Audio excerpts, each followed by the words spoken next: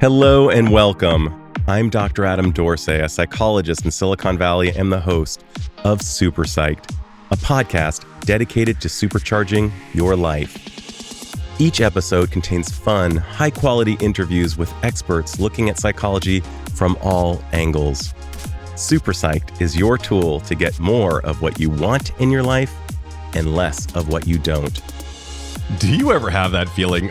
What is it? Oh, yes. That feeling of awkward. Do you ever cringe with empathetic embarrassment, a term you may not be familiar with, but a feeling you might know? When you watch a person failing in public and you're feeling so much empathy that it almost feels like you're up there. I know I have felt both. My new friend and fellow author, Henna Pryor, explores ideas of awkwardness in multiple shades in her excellent book, Good Awkward: How to Embrace the Embarrassing and Celebrate the Cringe to Become the Bravest You. This book has been loved by many people, including thought leaders like NFL quarterback Russell Wilson, who perfectly summed up my own thoughts when he said, Henna Pryor combines insightful research and a playful writing style to bring a fresh perspective to taking the professional risks we all need to take to succeed in work and in life. So, my fellow awkward travelers, listen in as Henna talks about becoming stronger while being awkward. Henna Pryor, welcome to Super Psyched. Thank you for having me. I'm super psyched to be here. I can't be the first person who said that. And you aren't, but I love the intonation and just the beauty of the way you articulated it. So I'll take it. I loved your book so much, it's not even funny.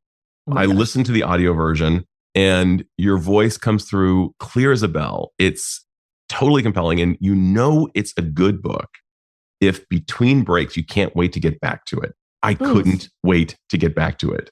Good awkward is such an important concept, particularly here in Silicon Valley, but everywhere in the world. And it's related to my own life, recovering awkward person, kind of the way Vanessa Van Edwards calls it, as you describe.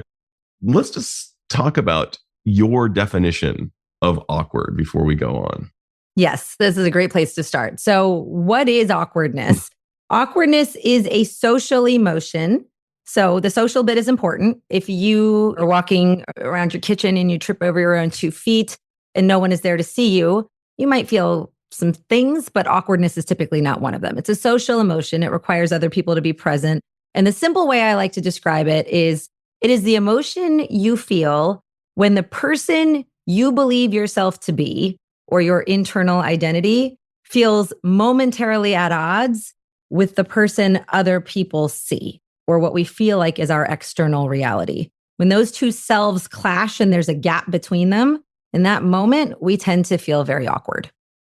The dissonance between these two images. And it's interesting, an artifact from adolescence is this idea called the imaginary audience. It kind of relates to the spotlight effect a little bit, but we have this artifact where we become so self-conscious. You talk about it a bit around the idea at a particular age, we suddenly want to stop singing in public. We will suddenly stop dancing. Like, there's an age when we're like, oh, whatever. And this tragedy occurs in all of our stories, pretty much, when we have this, it's almost like biting the fruit from the tree of knowledge. We suddenly become self-conscious in that awkward feeling. At what age did it happen for you? Probably more centered to the same age that the research took out. So the research from the Journal of Social Psychology said for most current adults, it's around age 8 or 9 that we start to develop that awareness, sort of early adolescence, that other people are watching me. There's something called social norms that other people seem to be adhering to, and maybe I should start adhering to them too, because when I don't, people say something about it, or I get made fun of, or it doesn't feel quite right. Now, that said, what I've been diving into lately is it feels like that age is getting younger and younger, because there are now kids with devices who are starting to get these messages earlier and earlier. For me, I would say I probably acutely felt that I was different being a firstborn of immigrants. Earlier than that, I don't think I cared yet. But around 8 or 9, I would say I noticed the same reaction starting to happen with my friends who made a mention of it, who said something about it. That's when that emotion really kind of put its claws in me. And you probably remember that moment in My Big Fat Greek Wedding, where she's eating moussaka and one of the kids in school says it's moose caca. Yeah. And I'm sure for you, showing up with different foods that your mom made, and people, if you were one of the few of your ethnicity, that can intensify this feeling of awkwardness. And it comes at a cost. Let's talk about the cost of awkwardness. How does it keep us from living our best lives if it's not properly managed? Yeah, a lot of times when we think about that emotion, everybody in this moment can channel an experience, whether it's a childhood one or it happened last week, where they were awash with embarrassment, with cringe. This is what the kids call it now, Totally. With that feeling of overcoming awkwardness. And the problem with not managing the feeling is that too often these days, especially in the virtual world where it looks like we live in a fishbowl and everyone is watching us, the fear of that feeling happening to us again tends to threaten our ability to take any sort of risk or raising our hand or speaking up or volunteering to give something a try. Anything that could expose us as not getting it right invites the fear of that feeling coming back. And lately, more than ever, that fear is stopping people from trying anything because that feeling could come back. So it's become a bit of this paralysis. This fear of an emotion that hasn't yet happened is causing us to stunt our growth in ways that we have never seen before, just because we experienced it in the past with something else. It becomes this prophecy that we put out there into the world. And so I think where I feel very passionate is, how do we start to understand this emotion better? And how do we start to see its value a little more clearly? Because otherwise, all people know of it is caveman brain, this feel bad. Me no want again.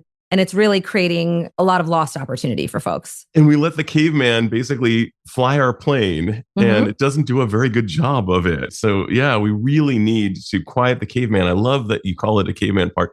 I'm really grateful to Dick Schwartz, who came up with this model for psychotherapy. I'm going to be super geeky with you for a second because I know you're a fellow geek. You even use that word beautifully in the book, and that's one of my favorite words. He talks about the idea that we have different parts within us. We have maybe an internal critic who we need to quiet down, who is ostensibly there to protect us. And yet, if we let the critic determine our lives, we will live shrunken lives. And we know for a fact that on our deathbed, we tend to regret the things we didn't try. And if I could go back in time, and I'm going to ask you about this, I would speak to my former self and say, dude, take more risks, be willing to be rejected.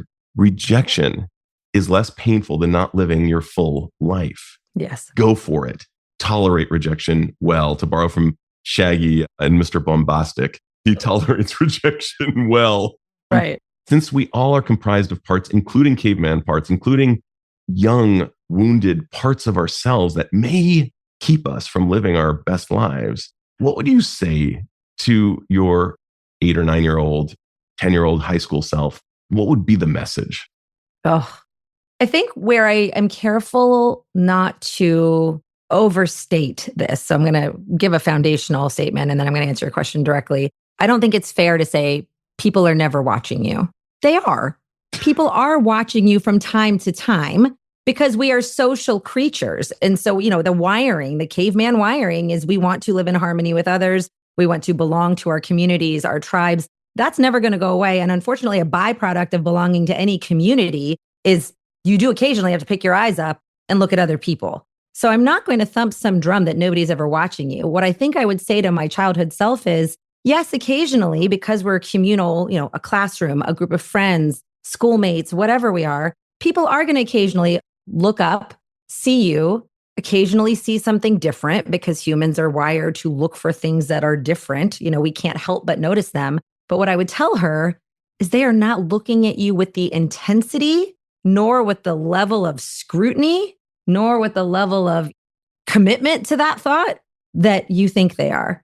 They're not thinking about you all day, every day. They're not still thinking about you after lunch when you opened up that overly aromatic keema paratha for lunch.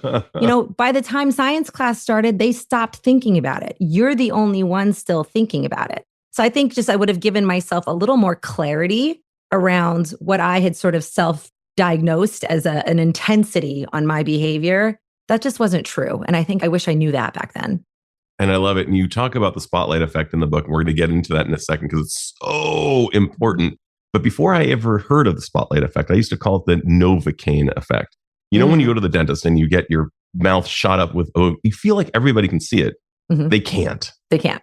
And they don't even care. But all you feel is this sense of like everybody's looking at me because my mouth is full of Novocaine. My mouth is kind of beginning to comport itself as if it is right now. But I'm wondering if you could share the spotlight effect, perhaps the Barry Manilow t-shirt study, as well as this quote, "You shouldn't worry what other people think of you if you knew how seldom they do." I'm just getting so excited, as you can tell, from all of this stuff, because it's so important. People are living truncated lives when they could be living bigger by not giving a crap. And it's so easy to say, so hard to do. But I think armed with this knowledge about the spotlight effect, what is the spotlight effect and how can we harness greater strength by knowing about it? Sure. The spotlight effect is a psychological phenomenon coined by Cornell psychologist Tom Gilovich. The layman's terms definition is this: people are not looking at us as intensely or as critically as we think they are. We think in our minds, if there's a massive spotlight on me, everyone is watching clear as day, they can see it all. The truth is they are not. We tend to overestimate people's attention to us. One of his more famous studies was essentially a bunch of students came into a classroom wearing what was then deemed a very embarrassing t-shirt. At this point, it was a Barry Manilow t-shirt. And the study was, how many people noticed this thing? The short version of the result is barely anyone noticed this embarrassing t-shirt, right? In their vantage point, it was at least half the people will see this ridiculous t-shirt. It was like 10% that actually did. And so what does this mean for us? I mean, I remembered learning about that, and not more than a few weeks afterwards, I did a pretty intensive public speaking training. And at the time, while I'm extroverted, I am human, and getting on a stage in front of people with bright lights on my face was not something I was particularly used to or comfortable with. But during this training, they had us do that. So it was a group of our peers. The lights were bright. The stage was high. And I had to deliver a 60-second introduction. And Adam, I could feel my knees bumping each other, like just shaking. And I could feel my sweat starting to develop in all the places. And I did my 60 seconds. I tried to keep my voice level, but I could feel every part of my body, reacting to the nerves. I get down, I sit down next to my friend Beth, and I was like, whew, man, it really showed everybody a knee shake. And she goes, "What knee shake?" I said, "You couldn't see that? You couldn't see my knees literally clapping?" She goes, "No." And then she turned to her friend. She goes, "Did you see Henna's knee shake?" She goes, "No." That to me felt like the most physical, acute thing that everybody with a bright light on me could see. Adam, nobody saw it. Not one person. I polled every single person in the room afterwards just to see if they were crazy and not paying attention. No one saw it. So again, it's not to say that that will never be the case. If you are someone who's prone to getting very red, maybe occasionally there may be some physical signals, but just know that more often than not, that spotlight is not 1% as intense as it seems to be in our mind. I love that story. Oh, I mean, I was actually having my own knees shaking just a little bit as you were describing it, just because of a component of the brain that you describe about empathy and how it relates to awkwardness. Let's talk about how our empathy can actually influence our own awkwardness just by hearing or seeing somebody kind of bite the dust. Yes, this was probably, if I had to choose my darlings, one of my favorite studies or findings in the process of writing the book is learning about vicarious embarrassment, or this specific type of embarrassment. They refer to it as being easily empathetically embarrassed. So the short version is this: empathy is a good thing. I would not like to engineer empathy out of anyone in this moment in time that we live in. We could use a Herculean amounts more of it. So it's not something that I want people to release. But it's a very interesting thing to look inward on, because specific types of empathy actually become a form of judgment. So easily empathetically embarrassed essentially means that when someone else has a source of embarrassment, an awkward moment, a blunder, a misstep, some of us feel that almost as though it's happening to us directly, meaning our empathy kicks on so high that we're like, I need to crawl under this bed right now. I can't even be in this room. This is train wreck so much. It's like, I'm blushing, I'm turning red, I'm sweating. It's not even happening to me.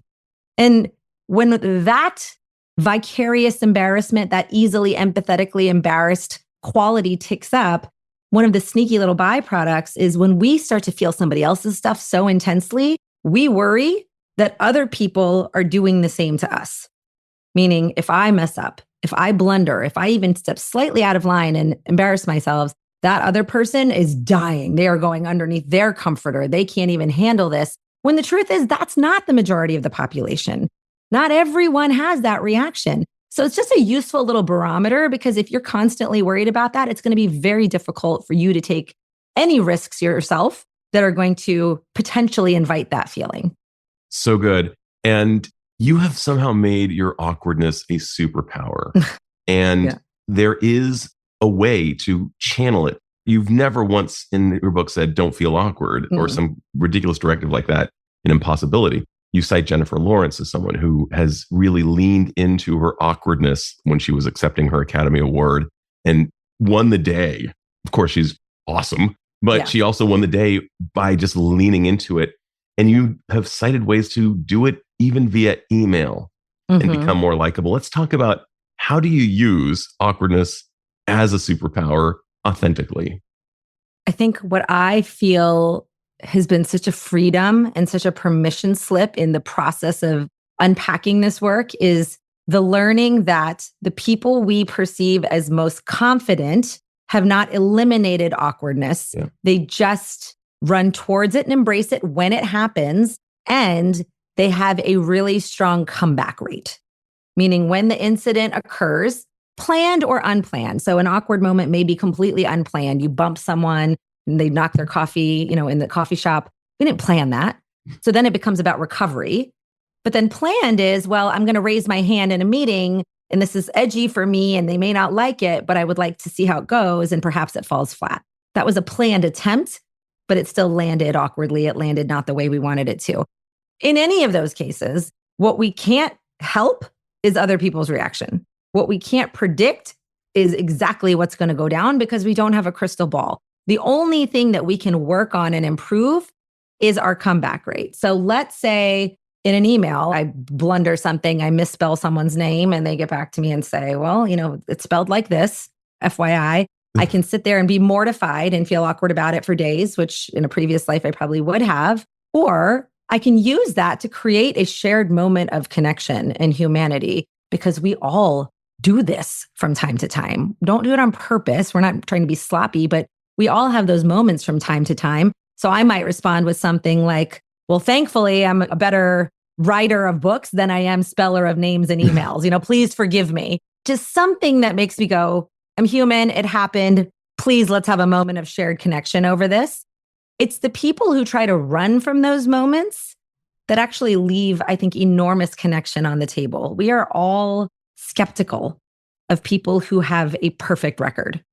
In fact, this is not in the book, but one of my favorite learnings of last year was my friend Nancy Harhead is a behavioral scientist, and she cites this study out of, I want to say, the University of Netherlands, where they studied Amazon and Yelp reviews. And what they actually found was the ideal number of stars on an Amazon review is 4.2. Wow. Because a 5-star review across the board raises our skepticism. We're like, nobody has had an issue. Everyone thinks this is perfect. Not one person had a difference of opinion. It's kind of like, how is that possible? Right. So they actually found that people that had reviews that were all 5 stars were considered like, oh, it must be a robot. Must be just their friends. Because it's impossible to go through life with everyone approving of you. It's impossible. And so there's wisdom in marketing now. Be a 4.2 star seller. Be a 4.2 star book. I'm here to tell you, be a 4.2 star human. Let the cracks show from time to time because people like you more for it. Own it, lean in, come back, but don't try to smooth it away. It's not serving you. I just saw a movie, I'm not going to give it all away, called The Substance, starring Demi Moore. And you watch her trying to become perfect. And all I can tell you is it doesn't go well at all. So I absolutely agree with that idea, that mandate aiming for perfectionism has been shown time and time again to be the wrong route in every work environment, in every social relationship. There is an unwritten contract. It's almost as if there's a container that contains the relationship. Some of the relationships have a container that's made of paper, not very strong. Others have more of a crucible that's made of such strong materials that even hot molten lava could be contained.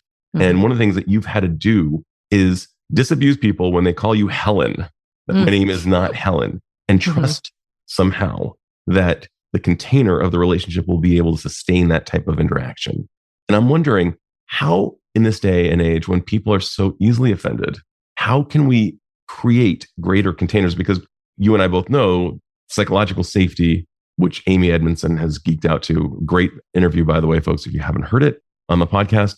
Psychological safety is really embedded in this container. And your book really speaks to feeling the fear, doing it anyway, finding a way to conscientiously articulate something that will be container intensifying, for lack of a better term. How do you build a container in this world where so many people are so easily offended? Yes. I'm going to maybe start by saying, let's make this real. We can talk about all the people that are easily offended. I think for a period of time post-pandemic, was finding myself increasingly sensitive to things because we were all just juggling a lot. And I think everyone's sensitivity heightens when the world is just challenging and tough. So even the previously not easily offended, I think, are finding themselves just a little fatigued and they don't have the ability to withstand what normally wouldn't feel like such a slight. But one of the aims of my personal communication, and I would say that this is what I aim to teach my speaking clients as well, is compassionately direct is a gift. Yes. So I'll be very honest. There was a very recent example. We were at a speaker conference and my dear friend, Kate, who is someone who cares deeply about inclusivity, about getting names right. We were chatting and another speaker friend came up and she said, hey, Tara, how are you? It's good to see you, Tara. And Tara walked away. And then I said to Kate, I said, hey, just a heads up. She pronounces it Tara. That is her name, but she pronounces it Tara. And I know that you care about names. And so I thought you might want to know. It was that last bit that made it compassionate. It was awkward to call her out. That wasn't her name. You said her name wrong. But it's that last bit of, I care enough about you as a friend. And I know this would be important to you, that this feels like something that if it was me, I would want to hear. So I wanted to make sure I told it to you too. That's the bit that I think requires practice for a lot of people. The offense happens when it's too direct without any compassion. And I think the offense also happens sometimes because we're making assumptions without context. So I had a chance to speak at South by Southwest this past year, and I listened to Trevor Noah talk about how easily offended people are these days. And he said the problem is there's no zoom out. There's no, here's what happened before it, here's what happened after it. And so if a conversation is threatening to go from awkward to offensive, right? I think there is a line that it kind of turns and it crosses. What I personally try to challenge myself to do before saying anything more is, what context am I missing? Like there's a reaction that's happening here. I can tell this isn't landing well with you. Can you just give me a bit more backstory about how you see this situation or how you are experiencing what I'm saying right now? Because I think I'm missing a link. A, it tends to diffuse the awkwardness by very virtue of my curiosity. But B, it's also coming from that compassionate place of maybe there's something I'm not getting because I'm saying it and it's landing for you very differently. And I would just like to understand. I think any bit of just slowing down long enough to seek the compassion and stay curious about it is enough to redirect the conversation. Talk about a LeBron James slam dunk. That is so on point. And what that does is it cultivates psychological safety and it helps us realize that we are not defined by, having spilled the coffee in somebody's pants, literally or figuratively. And our response to that can be really relationship enhancing. I love the way you articulate that to your friend about Tara. I have always believed that a good friend will tell you that your fly is down, that you've got spinach on your teeth, whatever it is that we don't know because it's a blind spot. If they've got our blind side, and that was a great movie, by the way. With Sandra Bullock. But, even in football, we need to have somebody who's got our blind side. And certainly throughout life, we need a co-pilot who's able to say in a compassionate manner, hey, this went on, without sounding impugning in the process. And I love that, how you soften it. Yeah, go ahead. Could I give you a little test for your listeners? This is something that for some people, they'll hear this and go, of course I would do that. And then there's a whole population of people that are like, okay, I'll try to start doing that. I'm making this up on the spot because this just happened to me a few days ago. I'm going to call it the spinach test. So I was with 3 of my colleagues in Vegas for a speaking program this week. One of them I'm very, very close to. The other one, we have a good working relationship. The other one, colleagues, like acquaintances, less so. A couple times, I don't know what was going on with me, Adam. I was a mess. I had like crumbs in my hair, just food was all over my face, stuff in my teeth. I don't know what was going on with me this week, but I could not keep the food from like being anywhere. It was everywhere. So the first time I had crumbs in my hair, and the one who I'm very close to, he said, "Hey, you got something," and he pulled it out of my hair. This felt appropriate, right? This felt normal. On another occasion, the one who I was moderately close to was like, "Hey, Henna, you got something, right here in your teeth." And I was, "Oh, thanks, David. Thanks." But what really got me is when Brian, the one who I probably know the least well, we were at dinner and twice, not once, but twice, he said, "Hey, you got something here." She's pointing at her. Sorry, pointing at my chin. I had, just a steak sauce all over my face. And Awesome. while this sounds rudimentary and ridiculous, the fact that he was willing to say that to me, not being someone I know well, not being someone who is in my tight inner circle, it honestly felt like a moment of closeness. I know plenty of people that would not say, "Hey, got a little something right here," to someone they didn't know well. Why not? That is a moment of kindness. That is a moment of compassion. Please eat your momentary awkwardness to help someone else feel less awkward. This is the tension that we're going to balance. And with practice, that's a tiny little thing that you can do. With practice, that'll make the big stuff feel easier. These are those micro reps, those small repetitions. Give yourself the Spinach test. Start there. It makes so much sense that you felt much closer to Brian, and it was an intimacy enhancer. And by intimacy, I definitely do not mean anything romantic or sexual. Right. I mean, truly in the sense of, wow, we are buddy cops in this movie. We have each other's back. If you were willing to tell me about the steak sauce, I know that you'll be a good comrade as we go forward in whatever it is that we're doing. Malcolm Gladwell talks about this in Outliers and how co-pilots who weren't willing to tell their senior pilot that we are running into a mountain due to various cultural factors ended up in disaster. And Brian proved himself in that moment. So I'm so down with that. I imagine there's levity as well as compassion that's articulated in those moments. I imagine I would say something kind of goofy like, "Hey, my friend, it looks like you got a little stickle of something over there." And I might even say, "Happens to me all the time." The relatability that we're all in this together. This is a universal emotion, and I wouldn't want that there, right? So let me help you out. It's bringing us together on the most fundamental shared emotion there possibly could be. That's so funny. I remember listening to David Axelrod being interviewed, and he was famous and infamous, so to speak, and beloved for always having his meal on his clothing. If he ate oatmeal, you knew it, which is really funny to me. Folks, this is such a good book. You gotta get it. I can't even believe how badly I wish I had this book when I was far younger, but it still speaks to me. My ideas of it's more painful to not put yourself out there than to accept periodic rejection, accept periodic awkwardness, accept, slipping on a banana peel, metaphorically. And it's the recovery. Can you tell us a story of a hilarious recovery that you've had?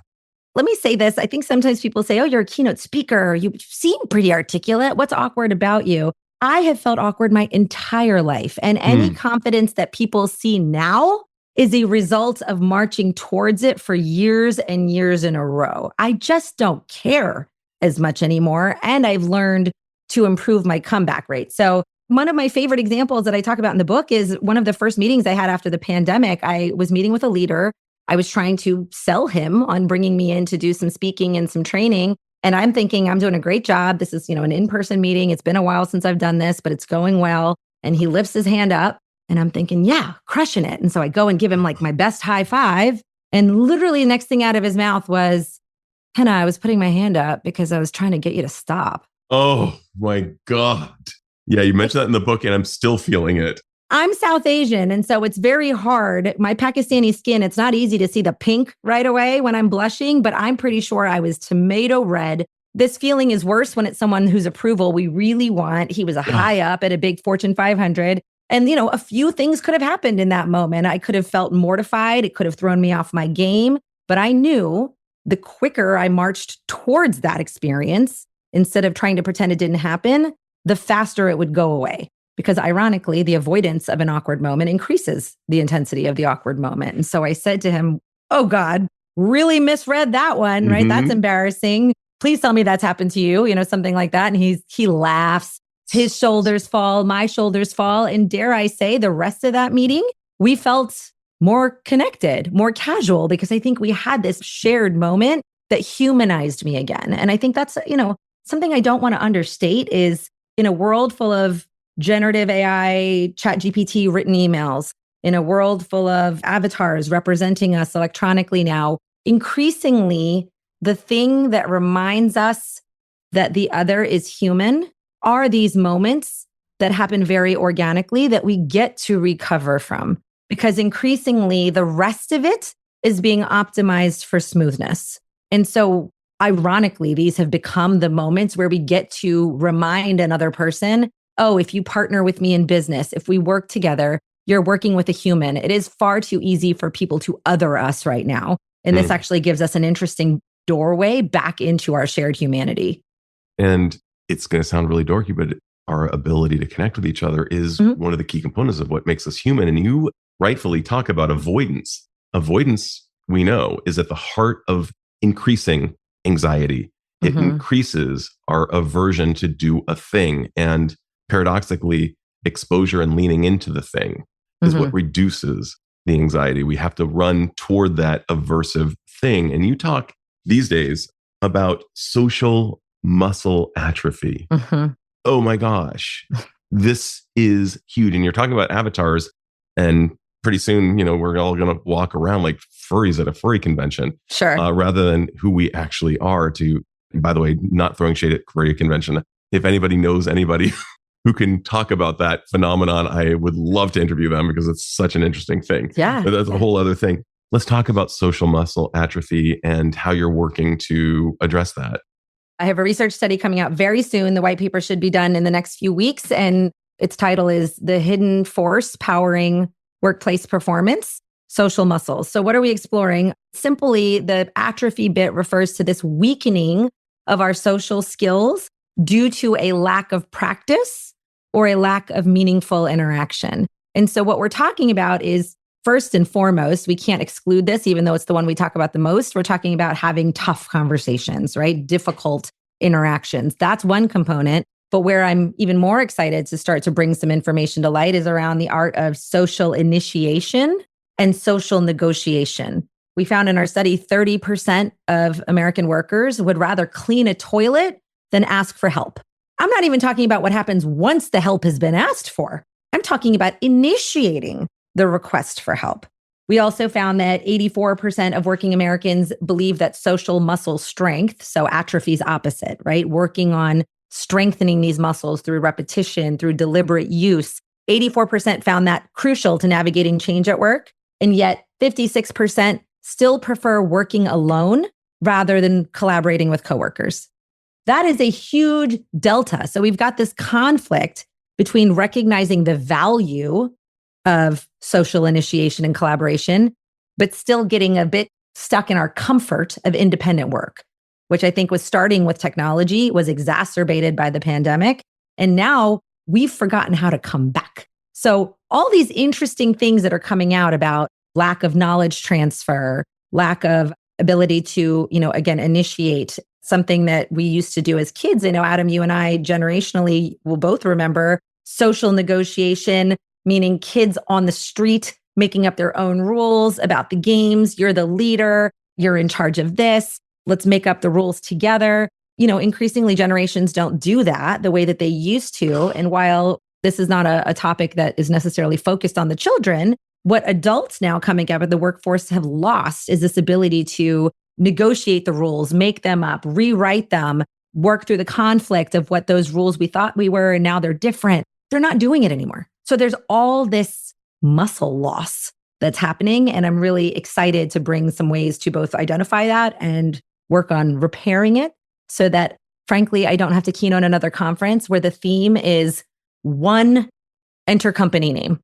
Out of the last year, every conference, it's one Johnson & Johnson, one Barclay card, because every leader is saying, my people operate in silos.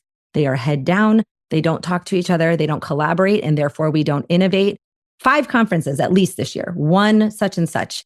This is a problem, and I'm eager to give it the attention it deserves. I love that so much. Henna, if you were a personal trainer, and you were trying to help people engage in deliberate use of certain practices to boost their abilities to engage socially, what would be some of your top tips or exercises?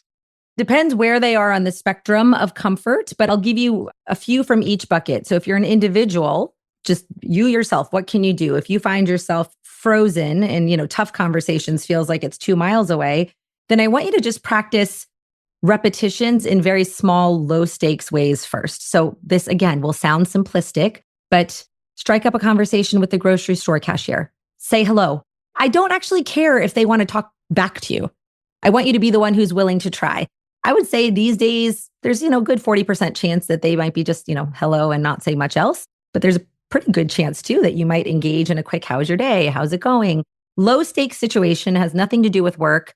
If you're somebody who goes to the coffee shop, may I ask that for 10 minutes you keep your headphones out and see if you could potentially smile at someone? How's your day going?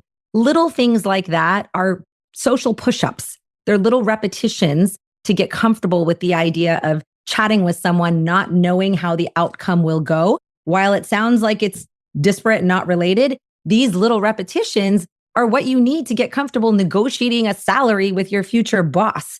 You can't expect to go from here to there. So we have to have those little moments in between. For leaders specifically, these things require much more structure. We do not have water cooler talk the way we used to. Certainly companies that are going back to work, there's more chance of it. But even so, I've talked to leaders of organizations who are pure in office, and their people will be in their cubes DMing each other down the hall. And I know this is true because I last night texted my husband from upstairs saying, can you please bring my tea upstairs? And he was downstairs.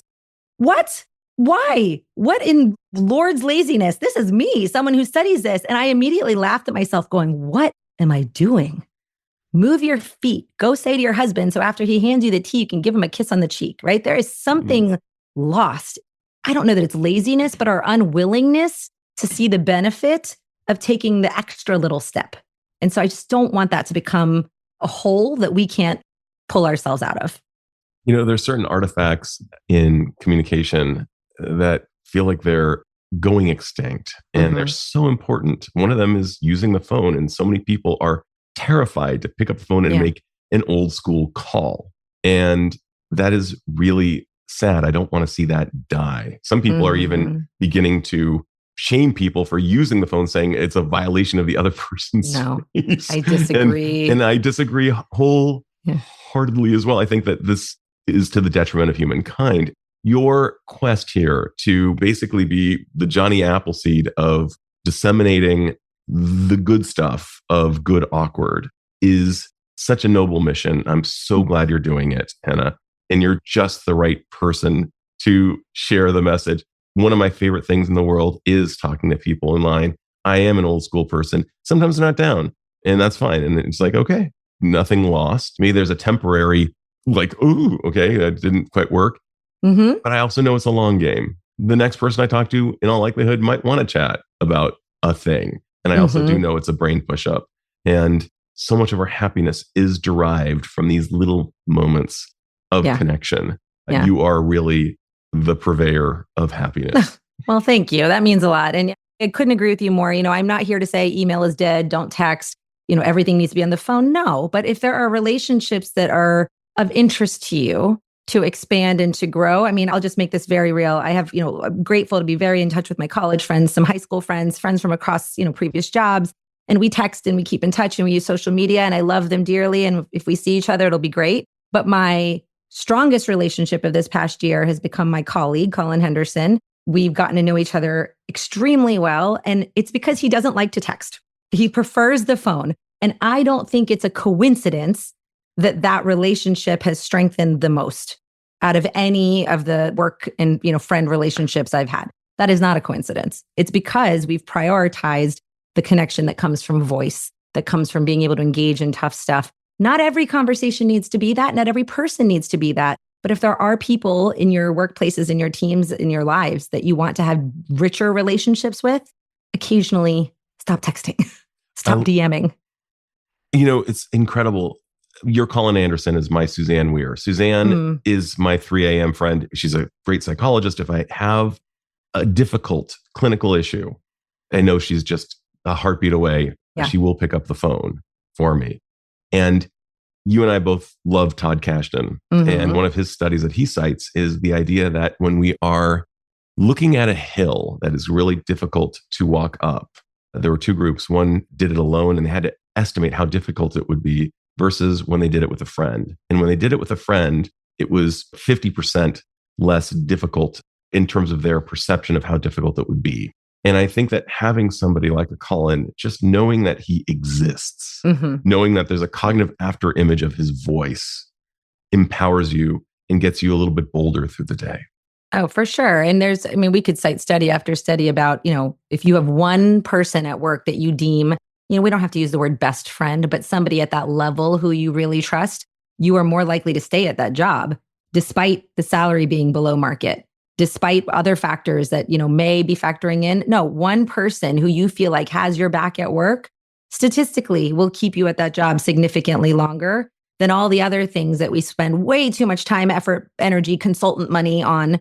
That connection, creating situations for connection to occur, even if you are remote and hybrid and decentralized, it is no longer, secondary woo-woo talk. We are at a crisis point where we need to start creating new structures for these things. It's interesting as you're saying this, I was thinking about Aziz Ansari and in the show Parks and Recreation, and they were like besties. They would have these treat yourself. And that type of relationship at the workplace. They were probably being paid under salary. They were working for Parks and Recreation. This was clearly not a money haven, but they had each other. And so many people on the show had it. Even Ron and Leslie Knope. Just one of my, by the way, if you haven't watched the show, folks, come on. That's do great. So. It's just good for the soul. Is there anything I haven't asked but should have asked? Oh, nothing you haven't asked. I think if I can just potentially force a call to arms, and that is this, the willingness to have that conversation, even though you have that cringe in your stomach, you've got that, hesitation, your voice is shaking. This is not just a call to arms for you and your personal growth. This is a call to arms for humanity. We are really starting to disconnect, disengage, and isolate in ways that go beyond our professional improvement, our personal improvement. We need everyone to take ownership of having that first start, that first conversation. We can't wait for someone else, or we are all going to be waiting. So please talk to someone today. Doesn't matter how it goes. Just try it. I love that idea. And I remember as a child learning about having exchange students. And one of the relevant factors is that when you go to another country and you befriend people from that other country, their religions might be different, their philosophies might be different, but you will not want to bomb that country because you know people there and you know their humanity and they are not just some invisible other. And essentially that's what we're doing here without getting to know people who might think slightly differently from the way we think. Breaking bread comes from the term companion, to break bread together, come together upon bread. So a companion is somebody, and to borrow from Shakespeare, he who dines with me is my brother, something like that.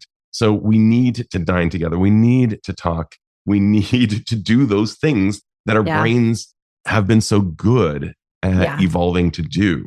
And when we opt out, when we're not willing to make a phone call, when we're not willing to have a conversation with a stranger and just getting to know, like, hey, how are you doing?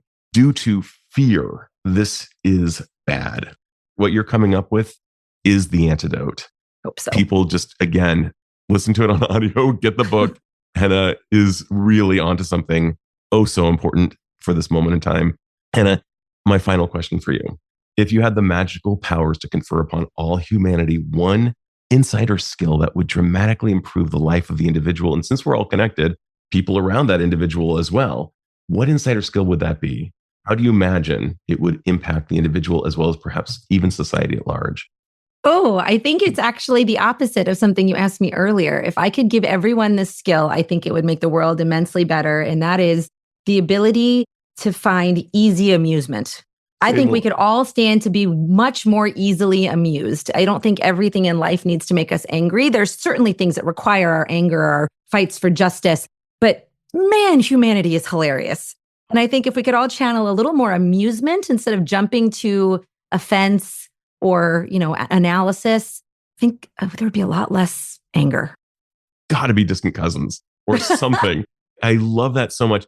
I think of anybody who's heard the song Remains the Same by the live album with Stairway to Heaven, Robert Plant sings, does anybody remember laughter?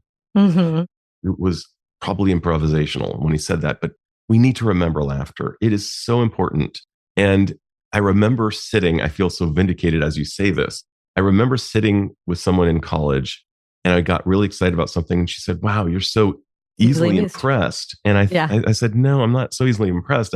I have a high capacity for appreciation, but amusement, the capacity to add levity, the capacity to try to see the funny side that Monty Python talks about. What is it? Always look at the bright side of life. You know, it was just, you nailed it. I love that answer so much.